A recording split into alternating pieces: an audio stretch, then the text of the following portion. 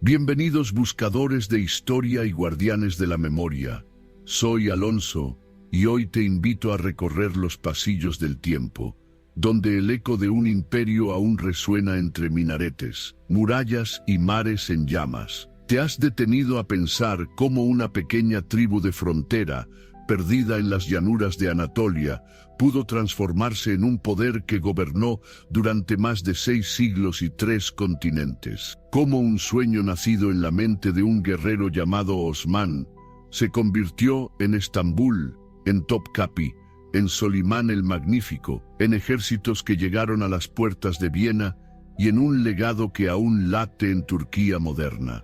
Si lo que buscas es calma, conocimiento y reflexión, este viaje es para ti. Hoy nos adentraremos en la historia del Imperio Otomano, un relato que une conquistas y derrotas, esplendor y decadencia, intrigas de palacio y batallas navales, renacimiento cultural y reformas desesperadas. Exploraremos sus orígenes en Anatolia, la caída de Constantinopla, el auge de los janízaros, el poder de las sultanas, las guerras en Europa Central, el lento declive y finalmente el nacimiento de una nueva nación, Turquía. Aquí encontrarás un relato sereno y profundo, sin adornos innecesarios, pero cargado de verdad histórica y enseñanzas que trascienden el tiempo, porque la historia del Imperio Otomano no es solo la de un estado que gobernó pueblos y tierras, es la de la ambición humana, la fe, la resistencia y la transformación. Si deseas comprender cómo nacen y mueren los imperios, cómo se forja la grandeza y cómo se enfrenta la decadencia con dignidad, has llegado al lugar indicado. Acompáñame en esta travesía por la media luna y la cruz, por el esplendor y el ocaso. Y no olvides suscribirte para seguir explorando juntos los grandes misterios de la historia. Capítulo 1. Los orígenes en Anatolia. En los albores del siglo XIII, cuando el eco de los grandes imperios del pasado aún resonaba en las tierras de Oriente, Anatolia era un mosaico de pueblos, culturas y creencias. El poderoso imperio bizantino, antaño dueño de la región, había perdido fuerza.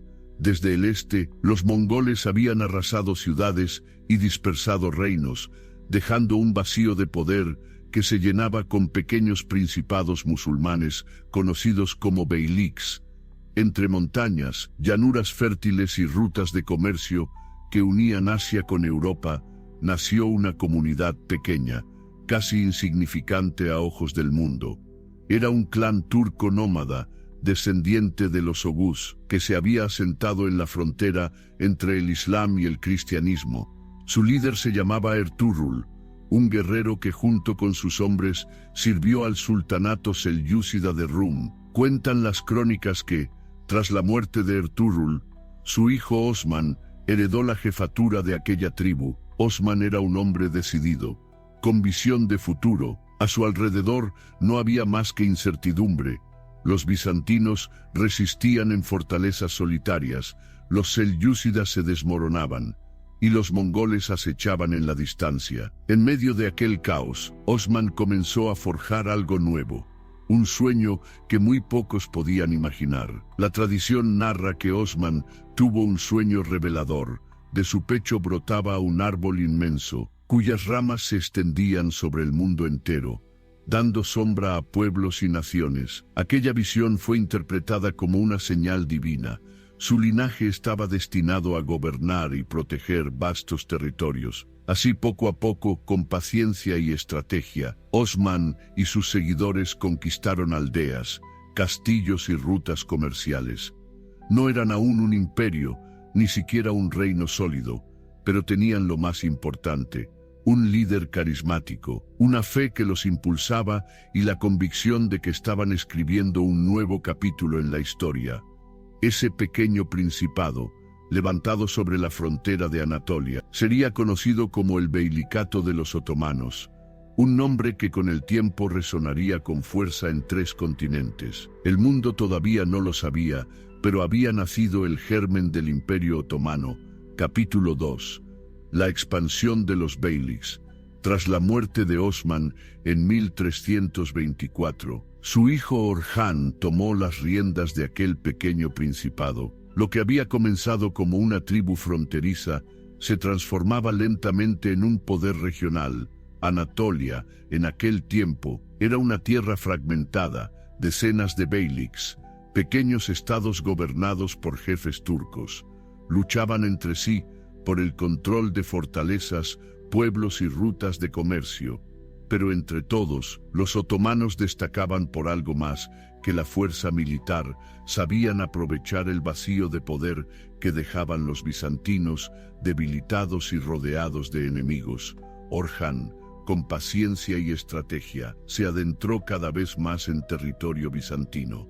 En 1326, tras un asedio prolongado, cayó la ciudad de Bursa, un lugar fértil y próspero que pronto se convertiría en la primera capital otomana.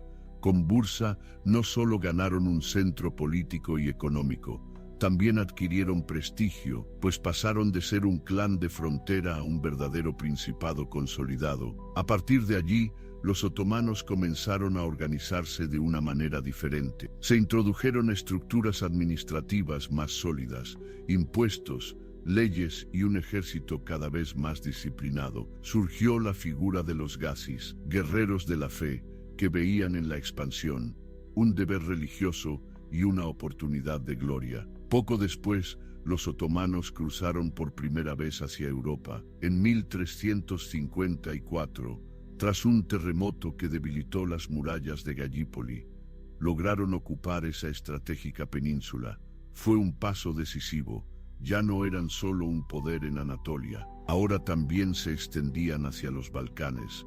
En esos años, muchas comunidades cristianas del sudeste europeo, cansadas de los altos impuestos bizantinos o de la dureza feudal, vieron en los otomanos una alternativa más justa. El sistema del millet, que más tarde crecería, comenzaba a gestarse.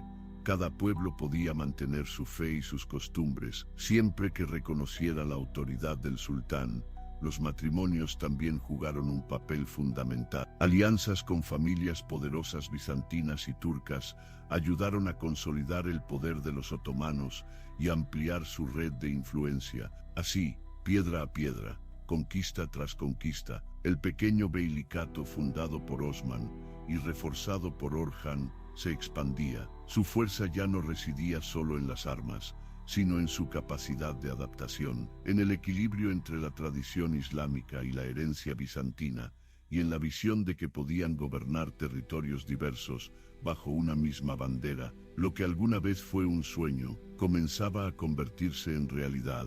El río del tiempo corría lento, pero firme, y en sus aguas los otomanos navegaban hacia un destino que aún estaba por revelarse: el nacimiento de un imperio que dominaría 3 continentes. Capítulo 3. La caída de Constantinopla, 1453. Era el año 1453. La ciudad de Constantinopla, joya del imperio bizantino, se alzaba imponente sobre el Bósforo. Había resistido durante más de 1000 años asedios, guerras y catástrofes. Sus murallas dobles y triples, levantadas por emperadores pasados, parecían indestructibles. Para el mundo cristiano, Constantinopla era la última gran frontera de Oriente. Para los musulmanes, una ciudad soñada, mencionada incluso en antiguas profecías. En el trono otomano se encontraba un joven de apenas 21 años, Mehmed II, al que pronto el mundo conocería como el Conquistador. Desde su infancia había crecido con un objetivo claro: tomar Constantinopla y convertirla en la capital de su imperio. Con paciencia y determinación, Mehmed reunió un ejército formidable, quizá el más grande visto hasta entonces en la región, más de 80 cerceros entre ellos, jinetes, infantería y la élite de los janízaros. Pero lo que más impresionaba eran sus cañones gigantes, construidos por un artillero húngaro llamado Urbano. Uno de ellos, tan enorme que necesitaba decenas de bueyes para moverlo, lanzaba proyectiles capaces de sacudir los cimientos de cualquier muralla. El asedio comenzó en abril.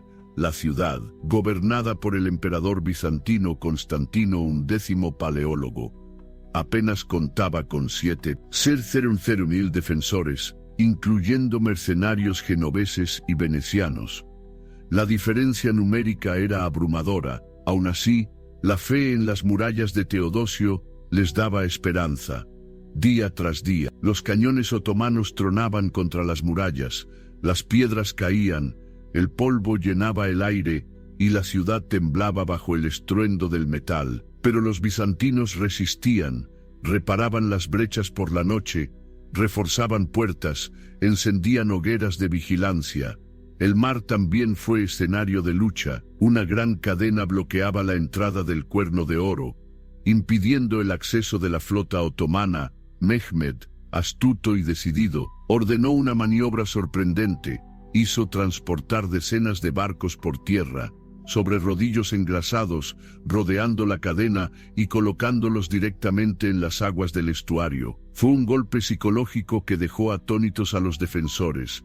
Durante semanas, el asedio se convirtió en un juego de resistencia y voluntad.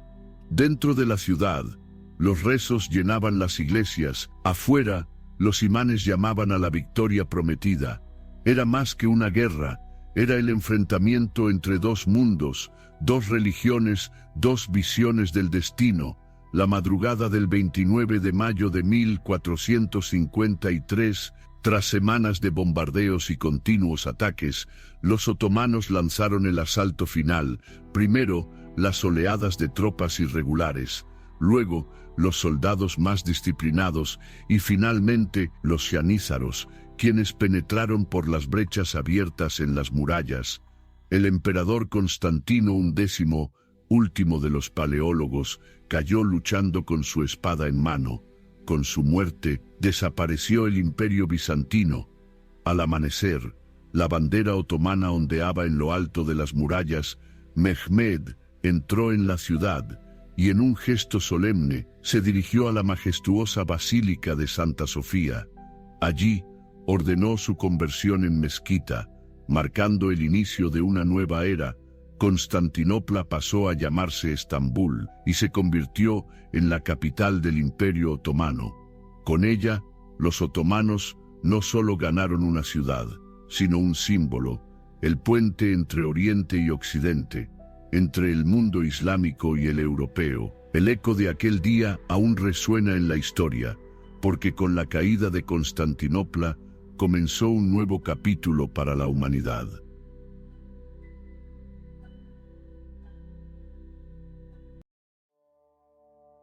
Capítulo 4. El Renacimiento otomano. Tras la conquista de Constantinopla en 1453, el Imperio Otomano entró en una nueva etapa de esplendor. No era ya un principado que crecía a fuerza de conquistas, ni un ejército errante de frontera. Con la joya de Bizancio en sus manos, los otomanos comenzaron a construir un verdadero imperio universal, donde la fe, la política, la cultura y el comercio se entrelazaban en un renacimiento propio. El joven Mehmed II, apenas en sus 20 años, no se conformó con ser recordado como un conquistador. Quiso ser un constructor de civilización. Bajo su mando, Estambul renació. De las ruinas de Constantinopla surgió una capital vibrante, llena de vida y de proyectos. Iglesias fueron restauradas y transformadas en mezquitas. Nuevas madrasas, escuelas abrieron sus puertas y el palacio de Topkapi se levantó como símbolo de poder y refinamiento. Las calles se llenaron de artesanos, comerciantes y sabios. El imperio, situado en el cruce de rutas comerciales que unían Asia y Europa, se convirtió en un puente de culturas. Caravanas traían seda, especias y porcelana desde Oriente, mientras barcos cargados de metales, lana y vino llegaban desde Occidente. Fue también un tiempo de organización interna. Se consolidó el sistema del millet, que permitía a comunidades cristianas y judías practicar su fe y regirse por sus propias leyes. A cambio de reconocer la autoridad del sultán, esta tolerancia relativa inusual en la época, dio estabilidad y permitió a los otomanos gobernar sobre pueblos diversos sin sofocarlos. En el ámbito militar, el ejército se modernizó. Los yanízaros se convirtieron en la columna vertebral de la fuerza otomana, disciplinados y entrenados con un rigor que inspiraba respeto y temor a partes iguales. Con ellos, las fronteras siguieron expandiéndose hacia los Balcanes, el Mar Negro y Anatolia Oriental, pero más allá de la guerra, el renacimiento otomano se distinguió por el florecimiento de las artes. La caligrafía, la poesía y la arquitectura alcanzaron nuevas alturas. Mezquitas con cúpulas grandiosas se alzaban en cada ciudad importante, inspiradas en la belleza de Santa Sofía y en la creatividad de arquitectos que buscaban acercar lo humano a lo divino. Era un tiempo en el que el imperio no solo conquistaba tierras, sino también corazones e ideas. Se forjaba una identidad única, ni completamente oriental, ni totalmente occidental, sino un mundo propio, nacido en la frontera de culturas y destinado a perdurar durante siglos. Así, de las cenizas de Constantinopla, surgió una capital imperial, y con ella, una nueva era. El Imperio Otomano ya no era únicamente un poder en expansión, era una civilización en pleno renacimiento, que pronto alcanzaría su máxima grandeza bajo los sultanes que estaban por venir. Capítulo 5. La era de Solimán el Magnífico. El siglo XVI fue testigo de la cúspide del Imperio Otomano. En 1520, tras la muerte de Selim I, ascendió al trono su hijo Solimán II, conocido en Occidente como Solimán el Magnífico y en el mundo islámico como Kanuni el Legislador. Su reinado, que se prolongó durante casi medio siglo, marcó el punto más alto del poder, la riqueza y la influencia otomana. Con apenas 26 años, Solimán heredó un imperio que ya se extendía desde Anatolia hasta Egipto. Pero bajo su mando, las fronteras avanzaron todavía más. Hacia Europa, los ejércitos otomanos llegaron hasta Hungría, conquistando Buda en 1541 y convirtiéndola en provincia otomana. 2 veces marcharon hasta las puertas de Viena. Aunque no lograron tomar la ciudad, dejaron claro que el corazón de Europa no estaba a salvo. En el Mediterráneo, su alianza con la marina corsaria de Barbarroja convirtió al imperio en dueño del mar. Venecia, España y Génova vieron cómo Estambul dominaba rutas y puertos clave. En Oriente, Solimán se enfrentó al poderoso imperio safávida de Persia, asegurando las regiones de Irak y consolidando la frontera oriental. En África del Norte, ciudades como Argel y Túnez pasaron a formar parte de la esfera otomana, extendiendo la influencia del sultán hasta las arenas del desierto. Al final de su reinado, el Imperio Otomano se alzaba como la potencia más vasta y temida del viejo mundo, abarcando 3 continentes y gobernando sobre millones de súbditos. Más allá de la guerra, Solimán fue célebre por su labor como reformador y legislador. Estableció un sistema legal unificado, que armonizaba la ley islámica, Sharia con normas seculares. Estas reformas regularon impuestos, tierras, propiedad y comercio. Gracias a ello, el imperio adquirió una estabilidad interna que lo convirtió en un centro de prosperidad y orden en comparación con la Europa dividida por guerras de religión. En este contexto nació la figura del Kanun, leyes imperiales que completaban y clarificaban la aplicación de la Sharia, de ahí su título, Kanuni, el legislador. La era de Solimán también fue un renacimiento cultural. El sultán mismo era poeta, escribía bajo el seudónimo de Mujibi y protegió a artistas, arquitectos y sabios. Su arquitecto más famoso fue Mimar Sinan, un genio comparable a Miguel Ángel en Occidente. A él se deben mezquitas majestuosas como la Süleymaniyye en Estambul o la Selimiyye en Edirne, obras que aún hoy elevan sus cúpulas como símbolo de devoción y belleza. La poesía, la música y la caligrafía florecieron en su corte, mientras caravanas de seda y especias llenaban los mercados. Estambul se convirtió en una ciudad donde se encontraban filósofos griegos, sabios árabes, místicos sufíes, mercaderes venecianos y diplomáticos europeos. En el corazón del palacio de Topkapi, Solimán vivió una historia de amor que marcó su reinado. Conoció a una esclava de origen ruteno, llamada Hürrem, conocida en Europa como Roxelana. Contra las tradiciones, Solimán se casó con ella, y Roxelana se convirtió en su esposa legítima y consejera más cercana. Su influencia fue enorme, promovió obras de caridad, hospitales y mezquitas, pero también estuvo en el centro de las intrigas que marcaron la sucesión imperial. Fue en esta época cuando el harén otomano se transformó en un verdadero espacio de poder político, donde las decisiones del imperio podían nacer de pasiones y alianzas dentro del palacio. Cuando Solimán murió en 1566, en plena campaña en Hungría, el imperio estaba en la cima de su grandeza, gobernaba sobre más territorios que ningún otro monarca de su tiempo, y bajo su mando se habían consolidado las bases legales, culturales y políticas de la sociedad otomana. En Europa lo llamaron el Magnífico por la majestuosidad de su corte y el poder de su ejército. En Oriente lo recordaron como el legislador, quien dio orden y justicia a su vasto dominio. Su reinado fue la cima de un sueño iniciado por Osman 2 siglos antes. Y aunque tras él, el imperio comenzaría a mostrar signos de desgaste, la huella de Solimán quedó grabada como el momento dorado de la civilización otomana. Capítulo 6. Los yanízaros, guerreros del imperio en el corazón del imperio otomano, entre las murallas de Estambul y las fortalezas fronterizas, existió una fuerza militar que durante siglos encarnó la disciplina, el poder y también las contradicciones de aquel vasto imperio. Eran los yanízaros y Yeniseri, nueva tropa, una guardia de élite que desde su creación en el siglo XIV hasta su dramática disolución en el XIX, marcó la vida política y militar otomana. Su historia comienza con un sistema peculiar y para muchos doloroso, el Depsirme, en los pueblos cristianos de los Balcanes. Jóvenes varones eran reclutados y llevados al imperio.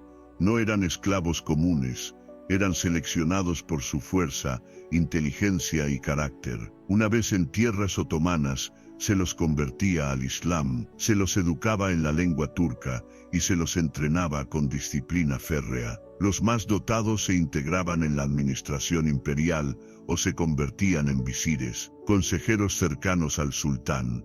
Los demás, entrenados en las artes de la guerra, pasaban a formar parte del cuerpo de los janízaros. Así, hombres que habían nacido en aldeas humildes de Grecia, Serbia, Albania o Bosnia, terminaban siendo soldados de élite, en el ejército más poderoso de su tiempo. Los janízaros no eran soldados comunes. Desde su infancia aprendían obediencia absoluta, estaban prohibidos de casarse o dedicarse a oficios mientras servían, pues toda su vida debía girar en torno a la milicia y la lealtad al sultán. Vivían en cuarteles colectivos, con una organización casi monástica. La hermandad era profunda, comían juntos, entrenaban juntos, luchaban como uno solo. En batalla, eran reconocidos por su valentía y por mantener la formación incluso en los momentos más críticos. Su armamento también evolucionó con los tiempos. Fueron de los primeros en adoptar el uso de armas de fuego en el campo de batalla. El estruendo de sus arcabuces y cañones era, para los enemigos, una señal de terror. Con el tiempo, los yanízaros se convirtieron en algo más que un ejército. Eran la guardia personal del sultán, presentes en los palacios y en las ceremonias más solemnes. Su estatus era tan alto que gozaban de privilegios únicos, salarios estables, derecho a pensiones y un prestigio que los diferenciaba del resto de soldados. Pero esta cercanía al poder tuvo un precio. Con los siglos, los yanízaros adquirieron influencia política y no dudaban en usarla. Participaban en coronaciones, en intrigas palaciegas. En ocasiones, llegaban a deponer o asesinar a sultanes que no respondían a sus intereses. Así, lo que había comenzado como una fuerza pura de élite, se transformó en un actor político difícil de controlar. A pesar de su fama de guerreros implacables, los yanízaros también cultivaron tradiciones culturales. Su música militar, interpretada con tambores y trompetas llamadas mekter, acompañaba marchas y batallas. Aquel sonido rítmico, intenso y casi hipnótico, era capaz de infundir valor en los soldados y temor en el enemigo. Se dice que las bandas militares europeas modernas tienen su origen en las melodías marciales de los yanízaros. Con el paso de los siglos, la disciplina inicial se fue relajando, las prohibiciones de casarse o tener negocios se quebraron, y muchos yanízaros comenzaron a dedicarse al comercio o la artesanía, descuidando el entrenamiento militar. Aún así, mantenían su poder político. Su resistencia a las reformas militares modernas los convirtió en un obstáculo para los sultanes, que querían modernizar el ejército siguiendo modelos europeos. La tensión estalló en 1826, durante el reinado de Mahmud II, determinado a acabar con el poder yanízaro. El sultán organizó lo que se conoció como el Incidente Afortunado. Ordenó a sus tropas leales atacar los cuarteles de los yanízaros en Estambul. En cuestión de días, el cuerpo fue aniquilado, miles murieron en combates callejeros, y su institución, que durante siglos había sido el corazón del imperio, desapareció para siempre.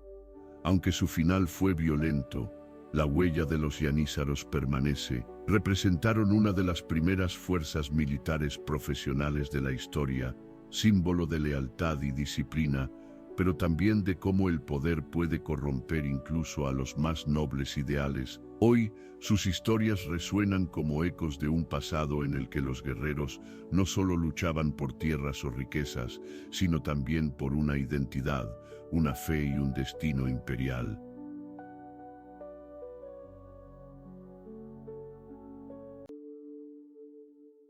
Capítulo 7. El Mediterráneo en llamas. El siglo XVI no fue solo la era de grandes ejércitos en tierra firme, también fue el tiempo en que los mares se convirtieron en escenarios de choques titánicos, y ningún mar fue más disputado que el Mediterráneo. La gran arteria que unía Europa, África y Asia. En sus aguas se cruzaban barcos venecianos cargados de seda, galeras españolas repletas de plata americana, corsarios norteafricanos al servicio del Islam, y poderosas flotas que representaban la fuerza de imperios enteros. En medio de este escenario turbulento, el Imperio Otomano se lanzó a conquistar el mar, hasta la caída de Constantinopla, en 1453, el poder otomano había sido esencialmente terrestre. Pero con Estambul convertida en capital, el control del mar se volvió vital. El Bósforo y los Dardanelos eran puertas estratégicas. Quien los dominara, dominaría el paso entre el Mar Negro y el Mediterráneo. Bajo Solimán el Magnífico, la flota otomana se transformó en una fuerza temida. El imperio construyó astilleros colosales en Gálata y Sinope, capaces de producir galeras en serie. El mar se convirtió en la nueva frontera de expansión. En esa época surgió la figura de los corsarios musulmanes del norte de África, que hostigaban las costas cristianas y capturaban barcos mercantes. Entre ellos destacó uno que se convirtió en leyenda, Jair ad-Din Barbarroja, originario de Lesbos. Junto con su hermano Aruj, comenzó como pirata independiente, pero pronto se puso bajo la protección del sultán. Su barba roja, que le dio el apodo con el que aún hoy se le recuerda, se convirtió en símbolo de miedo en el Mediterráneo. Barbarroja no fue solo un corsario, fue un gran estratega naval. En 1533, Solimán lo nombró almirante en jefe de la Armada Otomana. Bajo su mando, los otomanos establecieron bases en Argel, Túnez y otras ciudades costeras del Magreb. Desde allí, lanzaban incursiones contra Sicilia, Cerdeña, las Baleares e incluso la costa de Italia. Para los campesinos y mercaderes europeos, la sombra de una vela en el horizonte podía significar la llegada de los corsarios, el saqueo y la esclavitud. Para los musulmanes del Magreb, en cambio, Barbarroja era un héroe, defensor contra el avance español en el norte de África. El dominio otomano en el mar preocupaba a las potencias cristianas. Venecia, la gran república marinera, veía amenazado su comercio. España, bajo Carlos V, luchaba por mantener sus dominios mediterráneos, y el papado buscaba unir a los reinos cristianos contra lo que llamaban el peligro turco. Se formaron así ligas santas, coaliciones de estados europeos, financiadas por Roma para enfrentar a la flota otomana. Una y otra vez, el mar se tiñó de sangre y fuego. El clímax de este conflicto llegó en 1571, en la batalla de Lepanto, frente a las costas de Grecia. Allí, una gran liga santa compuesta por España, Venecia y los estados pontificios, bajo el mando de Don Juan de Austria, se enfrentó a la armada otomana. La batalla fue colosal, más de 400 galeras y más de 100 entraron en un día que decidiría el equilibrio del Mediterráneo. Tras horas de combate feroz, las fuerzas cristianas lograron una victoria decisiva. Miles de otomanos murieron y gran parte de su flota fue destruida. Lepanto fue un golpe moral para el imperio, pero no una derrota definitiva. En pocos años, los astilleros otomanos habían reconstruido la flota. El mar, aunque disputado, siguió siendo escenario de incursiones y conquistas. Al final del siglo XVI, el Mediterráneo estaba dividido. Occidente, con España y sus aliados, dominaba las rutas hacia el Atlántico y América. Oriente, bajo los otomanos, mantenía un férreo control desde el Adriático hasta el Levante y el norte de África. El mar se había convertido en una frontera líquida, un espacio donde la fe, el comercio y la guerra se mezclaban en cada ola. El Mediterráneo en la era otomana no fue un mar tranquilo, fue un mar en llamas, donde pueblos enteros vivieron bajo el miedo al saqueo, pero también un espacio de contacto y de intercambio. El eco de los tambores Mekter, el rugido de los cañones de galera y las plegarias de marineros que no sabían si verían el amanecer, se mezclaron en una sinfonía de poder y tragedia. Aún hoy, en los puertos de Estambul, Argel o Venecia, las piedras parecen recordar aquellos días en que el Mediterráneo ardía bajo las velas de las flotas otomanas y cristianas. Capítulo 8. Intrigas en el harén y el palacio de Topkapi. Cuando uno piensa en el Imperio Otomano, suele imaginar ejércitos, batallas y conquistas, pero había otro escenario, más oculto y silencioso, donde se libraban luchas igualmente decisivas. El palacio de Topkapi, en Estambul, y su enigmático harén imperial. Construido tras la conquista de Constantinopla por Mehmed II, el palacio de Topkapi no era solo la residencia del sultán, era el corazón del imperio. Aquí se recibían embajadores extranjeros, aquí se guardaban reliquias sagradas, como la capa del profeta Mahoma o su espada, y aquí, entre jardines y pabellones, se tomaban decisiones que afectaban a millones de personas. Topkapi era una ciudad dentro de la ciudad. Sus muros guardaban no solo la grandeza de un imperio, sino también sus secretos más íntimos. Dentro del palacio, el harén imperial era un espacio prohibido para la mayoría, popularmente imaginado como un lugar de placer. En realidad era mucho más un centro político donde se decidía el destino de los sultanes y sus herederos. Allí vivían cientos de mujeres, concubinas, esposas, damas de compañía y sirvientas. Todas estaban bajo la autoridad de la figura más poderosa del harén, la valide sultán, la madre del sultán reinante. Ella no solo velaba por el bienestar de su hijo, sino que también influía en la política, controlaba la vida de palacio y decidía, muchas veces, ¿Quién podía acercarse al trono? Las concubinas eran seleccionadas de diferentes regiones del imperio, jóvenes eslavas, griegas, caucásicas o circasianas. Algunas llegaban como esclavas, pero con inteligencia, belleza y astucia, podían ascender en la jerarquía del harén. El mayor honor era dar un hijo varón al sultán, pues eso las convertía en madres de príncipes, y las acercaba al poder. El harén fue escenario de innumerables intrigas. Cada concubina que daba a luz a un príncipe veía en él al futuro sultán, y en esa carrera silenciosa, los rivales eran los propios hermanos. Para evitar guerras de sucesión, los otomanos establecieron la dura costumbre del fratricidio. Cuando un príncipe subía al trono, sus hermanos podían ser ejecutados para evitar disputas futuras. Detrás de esas tragedias, muchas veces, había intrigas urdidas en el harén. Un ejemplo famoso fue el de Hürrem Sultan, conocida en Occidente como Roxelana. De esclava ucraniana, pasó a ser esposa legítima de Solimán el Magnífico. Su influencia política fue inmensa. Aconsejaba al sultán, intervenía en asuntos de Estado y maniobró para que su hijo, Selim II, se convirtiera en sucesor. Estas maniobras dieron lugar a lo que los historiadores llaman el sultanato de las mujeres, un período en el que madres y esposas de sultanes ejercieron un poder extraordinario desde el interior del harén. El harén estaba custodiado por los eunucos negros, esclavos castrados traídos del África subsahariana. Su condición los alejaba de las mujeres y los convertía en vigilantes de confianza. Bajo su mando, la vida dentro del harén se mantenía en orden, aunque ellos también eran piezas en el juego de poder. El jefe de los eunucos, conocido como Kuslar Aase, tenía acceso directo al sultán y se convirtió en una figura de gran influencia. Durante siglos, viajeros europeos hablaron del harén con fascinación y misterio. Imaginaban un paraíso sensual, lleno de lujos y excesos. La realidad, sin embargo, era más política que romántica. El harén era un tablero de ajedrez, donde se jugaba el futuro del imperio.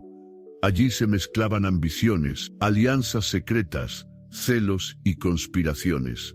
Cada sonrisa podía esconder un plan, cada nacimiento podía alterar el equilibrio de poder, y cada silencio podía ser más peligroso que una espada en el campo de batalla. Con el paso del tiempo, el harén se convirtió en símbolo de la grandeza y la fragilidad del imperio. Entre sus muros se tejieron historias de amor verdadero y de rivalidad amarga, de sacrificio maternal y de crueldad despiadada. Quienes caminan por las salas del palacio de Topkapi sienten todavía la presencia de aquellas sombras, las miradas atentas de las concubinas, el murmullo de las oraciones, el eco de pasos ocultos tras los corredores.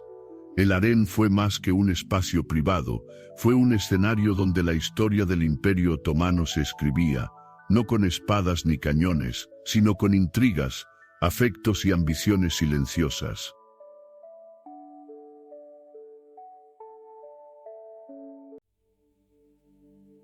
Capítulo 9. El imperio en Europa Central.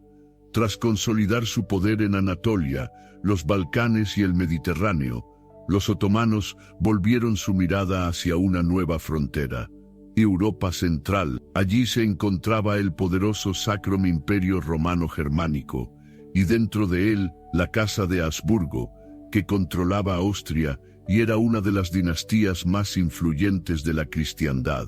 Entre Estambul y Viena se extendía una línea de fortalezas, ríos y llanuras que pronto se convertirían en campo de batalla.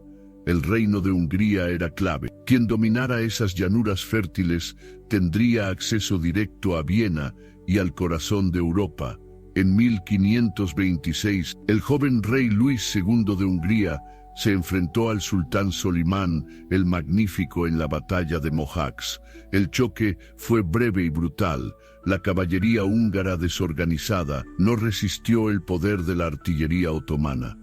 En apenas 2 horas, el ejército cristiano quedó aniquilado y el rey murió ahogado al intentar huir.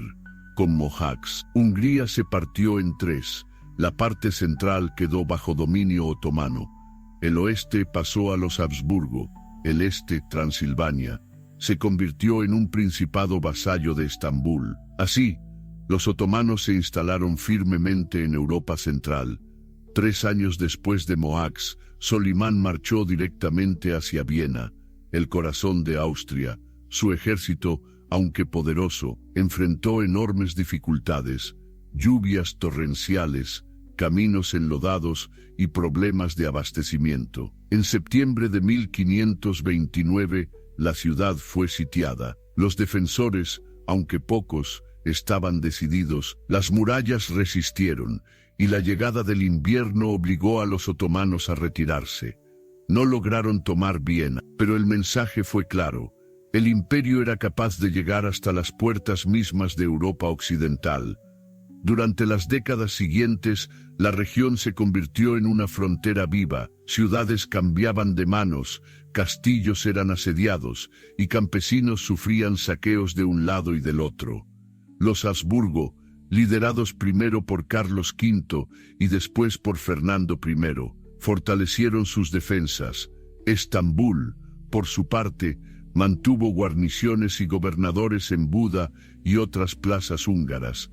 En esa época, Hungría fue tierra de choque de culturas, iglesias convertidas en mezquitas, mercados llenos de comerciantes otomanos y europeos, y aldeas donde cristianos y musulmanes convivían bajo una paz frágil. 1 siglo y medio después del primer intento, los otomanos volvieron a sitiar Viena, esta vez bajo el mando del gran visir Kara Mustafa Pasha. En julio de 1683, 00 hombres rodeó la ciudad. Durante semanas, túneles y explosivos intentaron abrir brechas en las murallas. Viena resistía, pero el hambre y el miedo crecían. El momento decisivo llegó el 12 de septiembre de 1683. Wendon, una coalición cristiana, liderada por el rey polaco Juan III Sobieski, lanzó un ataque masivo contra las líneas otomanas. La famosa carga de caballería polaca, con miles de jinetes al galope descendiendo de las colinas, rompió el cerco. El ejército otomano huyó en desorden. Fue el comienzo del retroceso definitivo en Europa Central. Tras la derrota de 1683, los otomanos perdieron la iniciativa en la región. La Liga Santa, formada por Austria, Polonia, Venecia y Rusia, recuperó territorios uno tras otro. Finalmente, el Tratado de Karlowitz, 1699, obligó al imperio a ceder gran parte de Hungría y Eslavonia a los Habsburgo. Lo que durante siglo y medio había sido una expansión arrolladora, se transformó en una lenta retirada. El equilibrio de poder en Europa comenzaba a cambiar, y el imperio otomano dejaba de ser la amenaza imparable que había aterrorizado a Occidente. El recuerdo de aquellos siglos aún permanece en Europa Central. Iglesias barrocas, levantadas sobre antiguas mezquitas, castillos en ruinas que alguna vez resistieron asedios otomanos, leyendas de campesinos que contaban a sus hijos cómo los turcos habían llegado hasta la puerta de sus pueblos. Fue una época en la que el destino de Europa pendió de un hilo. El Imperio Otomano estuvo a punto de extender su sombra hasta el corazón mismo del continente, pero en Viena encontró el límite de su avance. Capítulo 10. Declive y reformas. El Imperio Otomano, que durante siglos había sido temido y respetado, empezó a mostrar signos de fragilidad a partir del siglo XVII. El eco de sus victorias resonaba aún, pero en sus entrañas se gestaban problemas que poco a poco minaron su poder. No fue una caída repentina, sino un declive lento, extendido durante más de 200 años. Tras la derrota en el segundo asedio de Viena, 1683, que el imperio perdió la iniciativa en Europa, las potencias cristianas formaron coaliciones que le arrebataron territorios uno tras otro. El Tratado de Karlowitz, 1699, obligó a ceder gran parte de Hungría, marcando un antes y un después. A partir de ahí, cada guerra parecía dejar al imperio más debilitado. Rusia presionaba desde el norte, buscando acceso al Mar Negro. Austria avanzaba en los Balcanes, Persia competía por las fronteras orientales. El territorio seguía siendo vasto, pero mantenerlo unido y defendido se volvía cada vez más difícil. El sistema que había dado estabilidad en siglos anteriores empezó a resquebrajarse. Los yanízaros, antaño una fuerza disciplinada, se habían convertido en un grupo de presión política, reacio a cualquier reforma. La burocracia crecía, y con ella la corrupción. Gobernadores provinciales actuaban a menudo de manera independiente, recaudando impuestos en exceso y debilitando la autoridad central. El comercio, antes floreciente, se vio afectado por el descubrimiento de nuevas rutas oceánicas hacia Asia y América, que dejaron al Mediterráneo en un segundo plano. En el siglo XIX Europa entró en la era de la revolución industrial, mientras el Imperio Otomano permanecía anclado en estructuras tradicionales. La brecha tecnológica y económica se hizo evidente. Los diplomáticos europeos empezaron a referirse al imperio como el hombre enfermo de Europa, un coloso que aún ocupaba un gran territorio, pero debilitado, incapaz de competir con las potencias modernas. Conscientes de su atraso, los sultanes impulsaron reformas profundas conocidas como Tanzimat, reorganización. Estas reformas buscaban modernizar el Estado y frenar el colapso. Administración y leyes, se introdujeron códigos legales inspirados en modelos europeos, con tribunales más modernos y un intento de igualdad legal entre musulmanes y no musulmanes. Ejército, se intentó reemplazar a los yanízaros, ya disueltos tras el incidente afortunado de 1826, con un ejército regular moderno entrenado al estilo europeo. Educación, se fundaron escuelas seculares y universidades, junto con traducciones de textos científicos y técnicos occidentales. Economía, se construyeron ferrocarriles, telégrafos, y se fomentó la inversión extranjera. Estas reformas representaban un intento de reconciliar tradición e innovación, fe islámica y modernidad europea. A pesar de los esfuerzos, las reformas no siempre tuvieron éxito. El imperio seguía en pie, pero cada vez más inestable. Era como un anciano que, aunque aún fuerte de apariencia, se tambaleaba con cada paso. Este periodo de declive y reformas no fue un simple colapso. Fue también un tiempo de transición, donde surgieron las semillas de la Turquía moderna.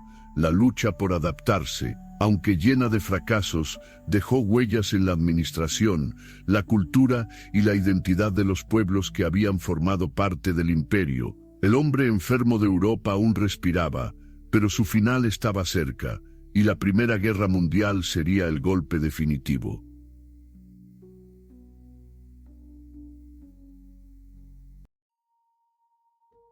Capítulo 11. La Primera Guerra Mundial y el fin del imperio. El Imperio Otomano, que en su apogeo había gobernado 3 continentes, entró en el siglo XX debilitado, desgastado y rodeado de enemigos. Sus territorios eran aún vastos: Anatolia, Siria, Palestina, Mesopotamia, Arabia y partes de los Balcanes. Pero en realidad, el imperio estaba dividido internamente, con nacionalismos en auge y una economía dependiente de las potencias europeas. La Primera Guerra Mundial, que estalló en 1914, fue la tormenta que terminaría de derrumbar aquel viejo coloso. Al inicio del conflicto, el imperio dudaba. Aliarse con las potencias centrales, Alemania y Austria-Hungría, podía traer ventajas, pero también grandes riesgos. Finalmente, bajo la influencia del triunvirato gobernante conocido como los jóvenes turcos, Enver Pasha, Talaat Pasha y Cemal Pasha, el Imperio Otomano se unió al bando alemán. El objetivo era ambicioso: recuperar prestigio, proteger sus territorios y quizá expandirse hacia el Cáucaso y Asia Central. El imperio se convirtió en un escenario secundario, pero crucial, de la guerra. Los Dardanelos y Gallipoli, 1915, 1916. Las potencias aliadas, lideradas por Gran Bretaña y Francia, intentaron abrir un paso hacia Rusia a través de los estrechos otomanos. El desembarco en Gallipoli fue sangriento, miles de soldados australianos y neozelandeses, Anzac murieron en playas estrechas bajo el fuego otomano. Fue una de las grandes victorias defensivas del imperio, dirigida por un joven oficial llamado Mustafa Kemal, futuro Atatürk, el frente del Cáucaso. Los otomanos, bajo Enver Pasha, intentaron avanzar contra Rusia, pero las campañas en invierno fueron desastrosas. El ejército sufrió hambre, frío y enormes pérdidas. El Frente Árabe, en Arabia, surgió la Revuelta Árabe, 1916, tan liderada por el jerife Hussein de la Meca y apoyada por Gran Bretaña. Figuras como Lawrence de Arabia ayudaron a organizar guerrillas que hostigaron a los otomanos, cortando ferrocarriles y debilitando su control. Mesopotamia y Palestina. Tropas británicas avanzaron desde Egipto y el Golfo Pérsico, tomando Bagdad en 1917 y Jerusalén poco después. Estas conquistas señalaron el fin de la dominación otomana en Oriente Medio. La guerra también intensificó divisiones dentro del imperio. Las minorías cristianas, especialmente armenios, griegos y asirios, fueron vistas con desconfianza. En 1915, el gobierno otomano ordenó deportaciones masivas de armenios hacia el desierto de Siria, en lo que se recuerda como el genocidio armenio. Una de las páginas más oscuras de la historia.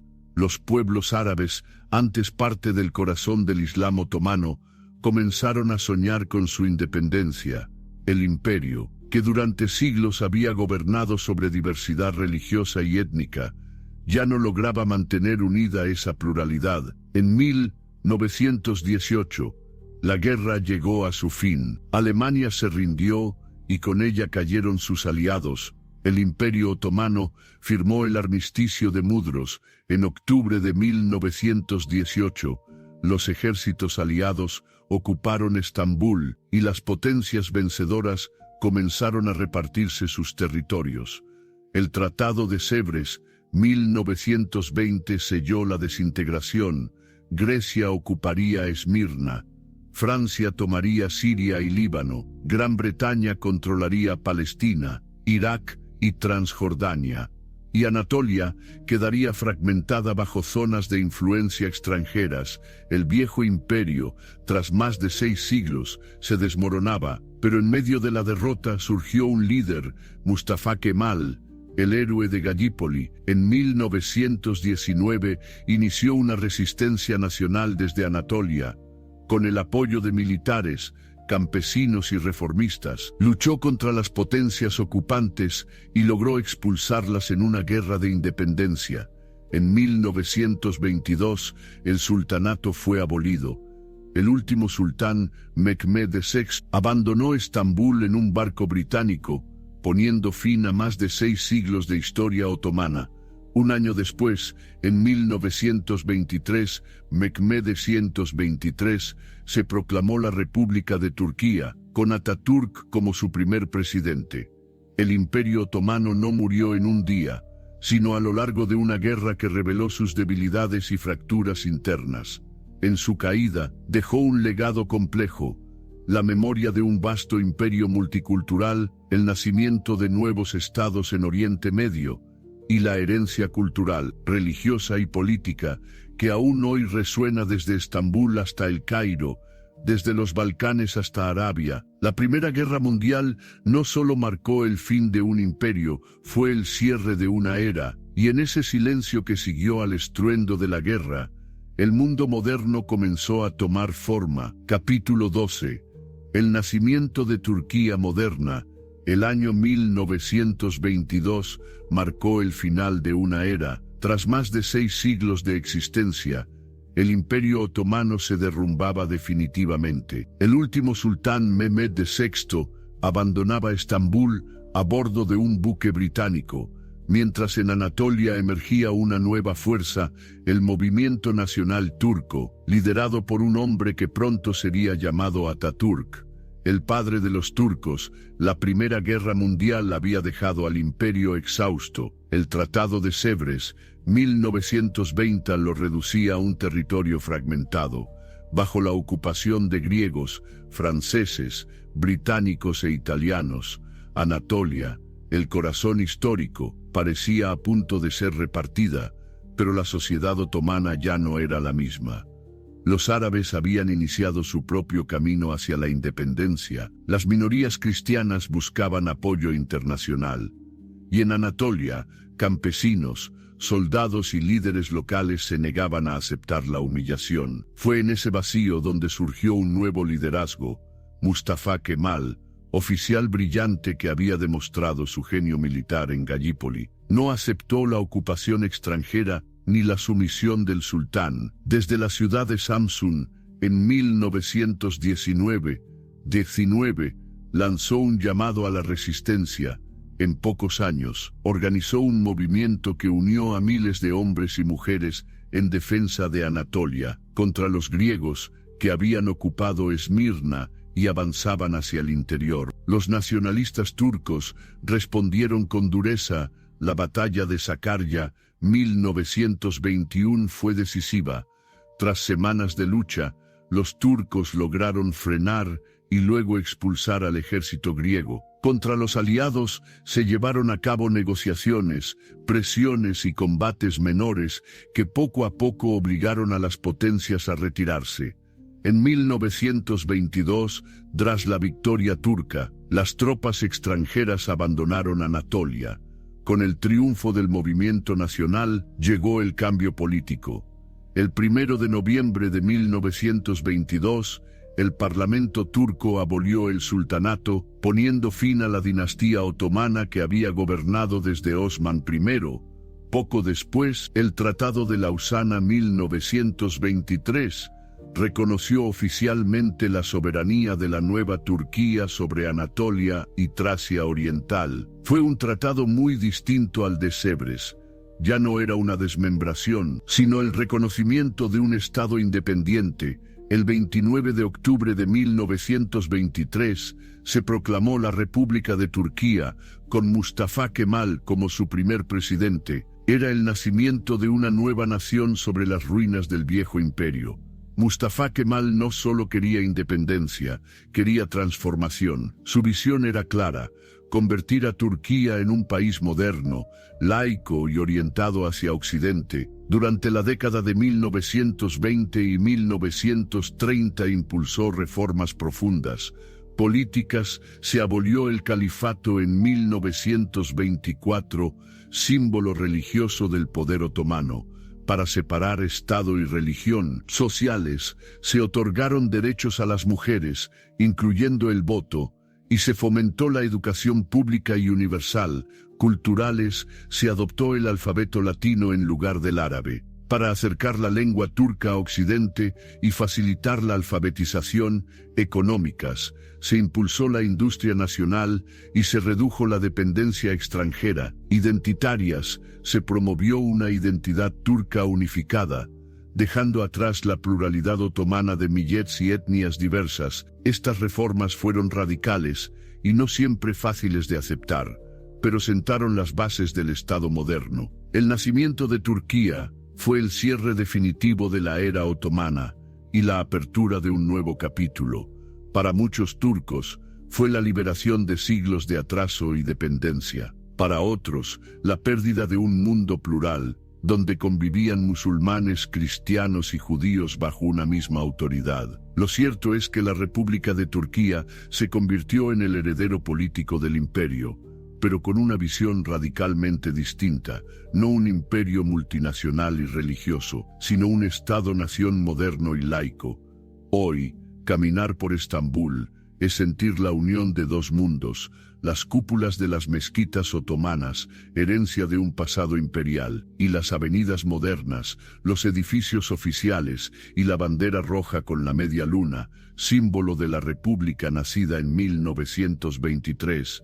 El imperio había terminado, pero su espíritu se transformó, y de sus cenizas surgió Turquía, una nación que aún guarda en sus venas la memoria de 6 siglos de historia otomana. Así se cierra el ciclo de las tribus de Anatolia al nacimiento de una república moderna. El Imperio Otomano dejó un legado inmenso que sigue vivo en la cultura, la política y la memoria de medio mundo,